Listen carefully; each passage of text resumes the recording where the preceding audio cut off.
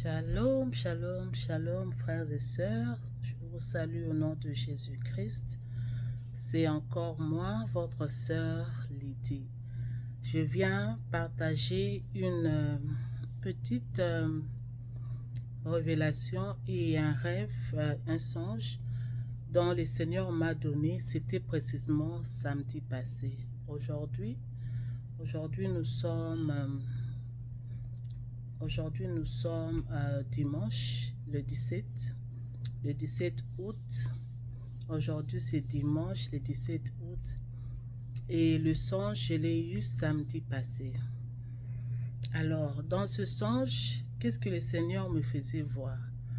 Le Seigneur me faisait voir, c'est comme une histoire que je voyais. Une histoire que je voyais, une personne, dans ces songes, je voyais une personne qui a commis un péché,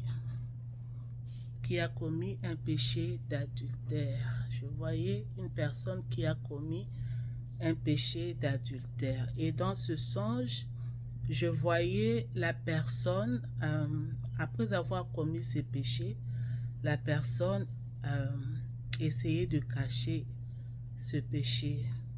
Et cette dame que je voyais dans le songe est tombée dans le péché d'adultère avec le mari de sa cousine. Souvent, quand le Seigneur me donne des messages, souvent je le vois comme un film, souvent je le vois comme une histoire. Il me le fait voir comme une histoire et après cela, il m'explique exactement ce qui va arriver. Alors, dans ce songe-là, comme je dis, je voyais une sœur qui est tombée dans le péché d'adultère avec le mari de sa cousine. Elle était allée rendre visite à sa cousine et il s'est fait que elle est tombée dans ce péché avec le mari de sa cousine. Ok? Alors, je vois la dame, repartir chez elle et elle a gardé ce secret. Elle veillait et se rassurait que ce secret ne sort pas et que personne n'apprenne à propos de ce péché. Et subitement, je vois des photos. Je vois maintenant des photos commencer à sortir. De nulle part. Je voyais les photos sortir, je voyais les vidéos sortir. Et les photos et les vidéos qui sortaient étaient l'acte de l'adultère commis par la dame et le mari de la cousine. Et je voyais la cousine essayer de touffer cette vérité. Au fait, ces photos et ces vidéos ressemblaient à une vérité qui était sur le point d'éclater. Et je voyais la dame essayer de maîtriser cela. Vous voyez quand vous mettez de l'eau chaude, vous voyez quand de l'eau chaude est en train de bouillir, comment ça bouillonne et tout. Au fait, les photos et les vidéos là bouillonnaient ainsi. Je ne sais pas comment vous expliquer ça, mais c'est dans ce sens-là que je vous explique. Donc, les photos et les vidéos commençaient à bouillonner. Je voyais ça bouillonner et je voyais la dame qui essayait à tout prix d'étouffer les photos. Elle s'étonnait. Mais comment ces photos sortent? Comment ces vidéos sortent? Elle essayait de touffer ça, de faire rentrer cela, de refaire rentrer cela. Je ne sais pas si c'était dans un trou ou quoi. Mais ces photos et ces vidéos, ça bouillonnait, ça voulait à tout prix sortir. Malgré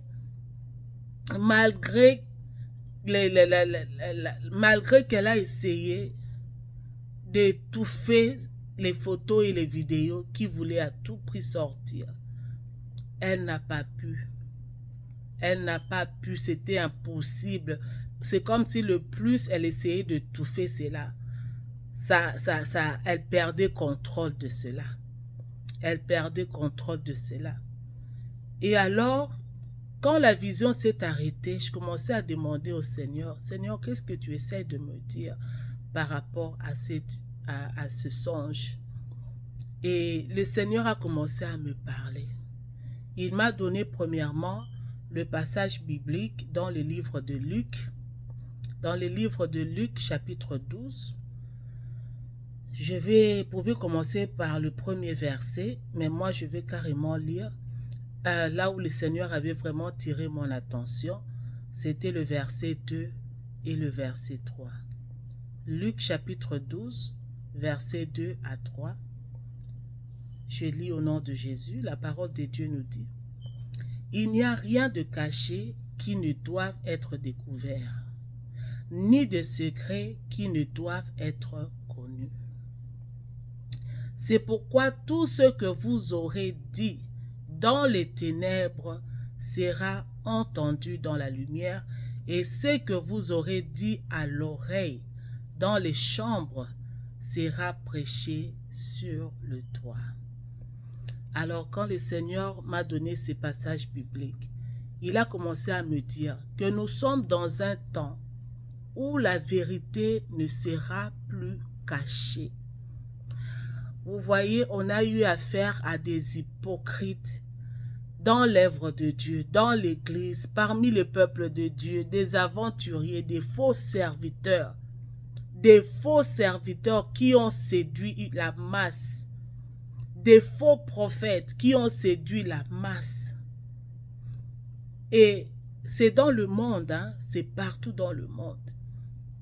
Alors le Seigneur est en train de me dire au travers de ce songe que ce que tu viens de voir dans ce songe-là, c'est ce qui est sur le point d'arriver. Le Seigneur est en train de dire dans ces temps ici, parce que nous devons savoir que nous sommes en plein jugement. Nous sommes en plein jugement. Nous sommes dans la période où le Seigneur est en train de juger son Église. Où le Seigneur est en train de juger son Église. Le monde est en plein jugement.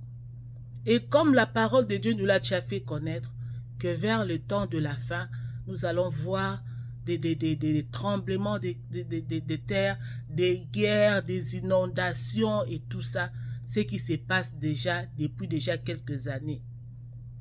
Bien sûr que nous en avons toujours eu, mais dans ce cas ici, ça sera constant.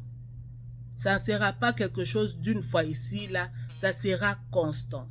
Et je crois nous l'avons déjà, nous le vivons déjà. Des inondations, les feux qui s'allument et ils brûlent tout. Donc tout ça là, ce sont les effets, les événements du temps de la fin. Alors le Seigneur me faisait comprendre par ce songe-là que je viens de partager et la parole de Dieu dans Luc 12, que nous sommes dans ces temps-là maintenant là. Le Seigneur dit rien, alors rien qui ne se fera en cachette restera caché. Rien qui ne se fait dans le ténèbre restera dans le ténèbre.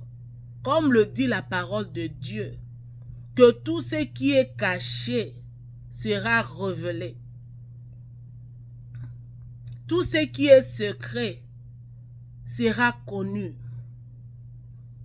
Tout ce qui est ténèbres sera, ce qui est dit dans le ténèbre sera entendu dans la lumière.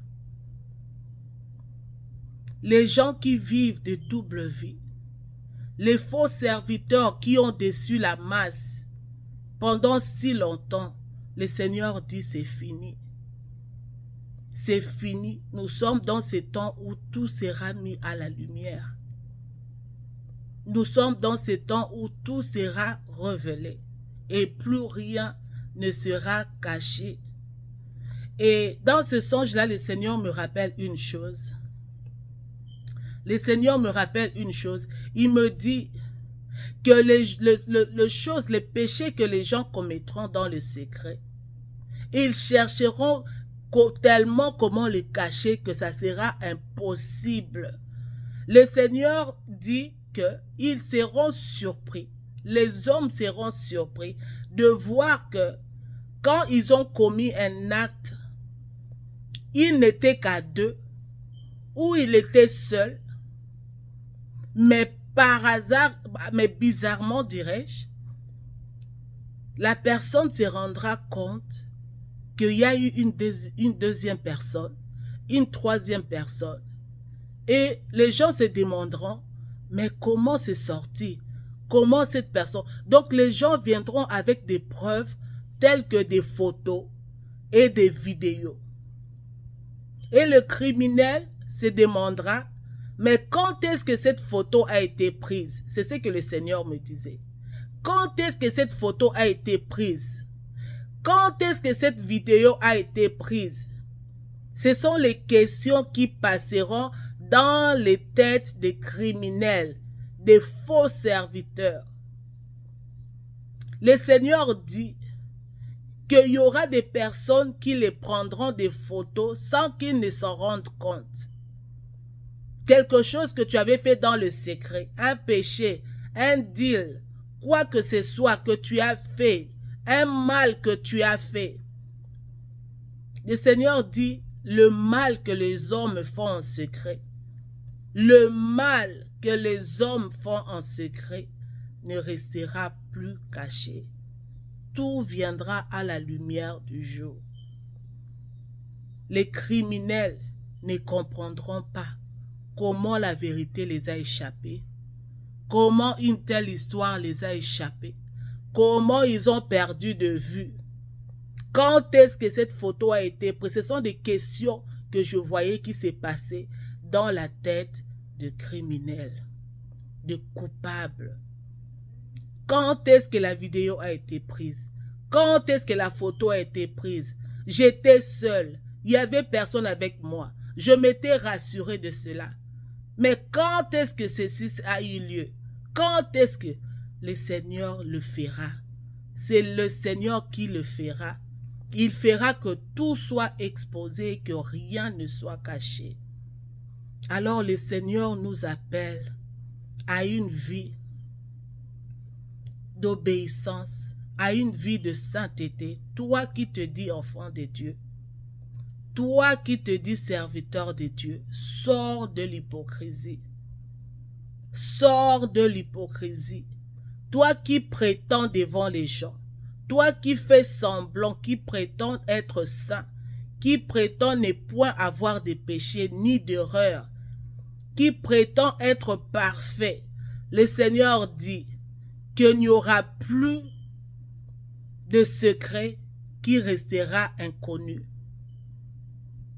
Il n'y aura plus de secret qui restera inconnu. Les œuvres, tout ce que les hommes font dans l'obscurité, dans les ténèbres, dans le noir, en cachette, viendra à la lumière. Ainsi dit l'Éternel, le Dieu des armées. Et le Seigneur ne s'est pas arrêté là. Le Seigneur ne s'est pas arrêté là. Il continue à confirmer le message. Il m'a donné un autre passage biblique aujourd'hui précisément. Et le Seigneur me faisait comprendre ce matin, pendant que j'étais en prière. Il me dit que les temps sont finis. Le Seigneur me dit, les temps sont finis. Les temps sont finis. Et il m'a donné le passage biblique dans le premier livre de Thessaloniciens, au chapitre 5, verset 3. Et la parole de Dieu dit ceci. Quand les hommes diront paix et sûreté, alors une ruine soudaine les surprendra, comme les douleurs de l'enfantement surprennent la femme enceinte, et ils n'échapperont point. Quand les hommes diront paix et sûreté. Je suis aux États-Unis, et pour ceux-là qui connaissent le président, notre président ici aux États-Unis, il ne cesse de parler de la paix. Il ne cesse de parler de la paix, de la sûreté, de la protection. Comment reconstruire? Vous savez de quelle paix il s'agit? C'est ce que le Seigneur m'a fait connaître aujourd'hui. C'est ce dont ce passage du premier livre de Thessaloniciens nous parle. Le président des États-Unis ne cesse de nous dire qu'il est en train de reconstruire et de mettre la paix entre les nations, qu'il est en train d'arrêter la guerre. C'est alors que le Seigneur m'a emmené dans ce passage biblique pour me faire comprendre à toi et moi, et à toi qui m'écoutes, que les temps sont finis. Ma sœur, mon frère, les temps sont finis. Le Seigneur nous dit aujourd'hui à toi et à moi, préparons-nous car les temps sont finis. Alors le Seigneur me faisait comprendre comment nous nous préparons quand nous voulons effectuer un voyage lointain, où nous savons que nous n'allons plus revenir. Disons que tu vis en Europe ou aux États-Unis et tu décides de rentrer en Afrique pour de bon. Ou disons comme ici aux États-Unis, on est en train de demander aux étrangers, aux immigrants, précisément espagnols, de se déporter eux-mêmes. Et nous savons qu'une fois déporté, tu ne peux plus rentrer dans ce pays n'importe comment. Ça peut être ton départ pour de bon, pour ne plus jamais revenir.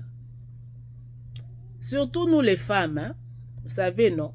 Nous les femmes, quand vous effectuez un voyage, vous allez en Europe, vous allez je ne sais où, peut-être aux États-Unis, Australie, et que vous devez rentrer au pays. Surtout nous les Africaines.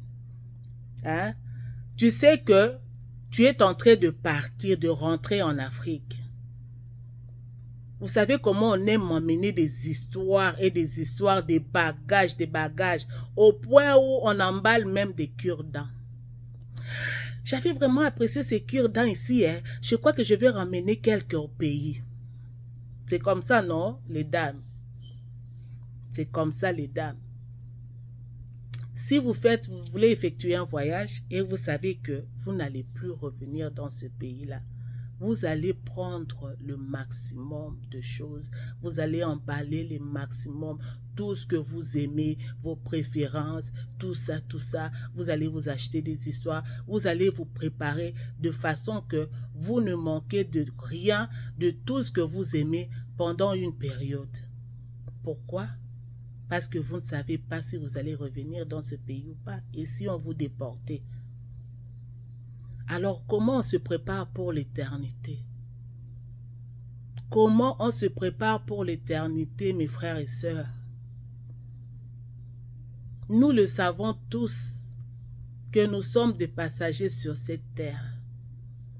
Et quand Jésus vient pour nous dire que les temps sont finis, quand Jésus nous dit, notre Seigneur nous dit qu'il revient bientôt, que les temps sont finis, qu'il faut se préparer à la rencontre du Créateur. Comment l'on se prépare pour rencontrer le Tout-Puissant? Comment est-ce que l'on se prépare pour ne pas échouer ce voyage, ce départ? De la même façon que vous vous préparez quand vous effectuez vos voyages, vous vous rassurez de tout avoir, de ne manquer de rien, d'avoir assez d'argent, d'avoir une place où atterrir, des personnes pour vous accueillir. À combien plus forte raison, frères et sœurs, devions-nous préparer notre éternité pour ne pas rater le ciel? Le Seigneur nous a repris dans le dernier vidéo, surtout pour la femme. Comment la femme doit se vêtir, comment nous devons renoncer à la vanité. La parole de Dieu nous dit, je crois que c'est dans Proverbe si je ne me trompe pas, homme, jusqu'à quand aimeras-tu la vanité? Le Seigneur nous demande de nous séparer du monde. Se séparer du monde, ça dit beaucoup. Ça dit beaucoup. Pour vivre la vie de Dieu, pour être un vrai disciple de Jésus. Le Seigneur ne veut pas qu'il y ait même un pont qui te connecte au monde. Tu dois te séparer. Tu dois te séparer. Quand tu es sur le point d'effectuer un voyage dont tu sais tu ne reviendras plus, tu pars pour de bon. Ma soeur, mon frère, tu prendras le temps de te préparer. Tu prendras le temps de te préparer. C'est de cette façon dont le Seigneur nous demande aujourd'hui à toi et moi de se préparer car il revient bientôt et les temps sont finis. On nous parle déjà de la paix. Et le Seigneur nous a fait comprendre ce matin pendant qu'on priait que cette paix-là n'est rien d'autre. Ce n'est pas la paix dont vous pensez que vous aurez une bonne vie, une vie paisible, non. C'est la paix pour un nouveau départ. C'est la paix pour un monde nouveau. Comme on dit en anglais, one world. One world. C'est de cette paix-là. Vous pouvez voir, c'est là que la paix-là ne concerne même pas le peuple. C'est entre eux les autorités. Pourquoi je dis cela? Pour ceux qui sont aux États-Unis, savent déjà que le monsieur qui est notre président nous a arraché de toutes les opportunités. Les aides qu'on offrait aux femmes seules, aux femmes mères, aux familles pauvres, tout a été arraché. Tout a augmenté dans le marché. Les gens perdent leur maison, les gens perdent leur boulot, les gens sont en train de perdre et tout est cher. De quelle paix est-il en train de parler? Il parle de la paix qui est rien d'autre l'entente de nos dirigeants, des autorités qui doivent fléchir devant l'antéchrist qui est en train de venir. C'est de cette paix-là dont il parle, qu'il n'y ait pas de résistance, qu'il n'y ait point de résistance, que tous travaillent comme un, afin d'accueillir, d'accepter ce nouveau monde. One world. Afin d'accueillir l'Antéchrist qui est sur le point de se pointer, de se présenter. Les dirigeants du monde doivent s'entendre et se soumettre. Les dirigeants du monde doivent travailler ensemble dans l'entente pour faire place à l'Antéchrist qui sera un dirigeant pour tous, pour tout le monde. Il ne doit pas avoir de résistance. Il ne doit pas avoir de résistance une fois que l'Antichrist apparaît et se fait connaître. C'est de cette paix-là dont on nous parle, précisément ici en Amérique, qui contrôle le monde et plusieurs nations. C'est de cette paix, pour faire place à l'Antéchrist, les dirigeants du monde doivent se soumettre, doivent s'entendre. Ce n'est pas une paix qui te concerne toi et moi, ma soeur, mon frère. Alors préparons-nous, car Jésus revient bientôt. Repentons-nous de nos mauvaises voies, de nos mauvaises manières. Repentons-nous du monde. Repentons-nous de la vanité. Repentons-nous pour ne pas rater le ciel. C'est le message que je voulais partager aujourd'hui. Comme j'ai dit, il y en a beaucoup. Il y a plusieurs messages. Je ne sais même pas où commencer. Donc jusque-là, je ne fais que donner les messages que je viens de recevoir récemment. Mais il y en a encore beaucoup.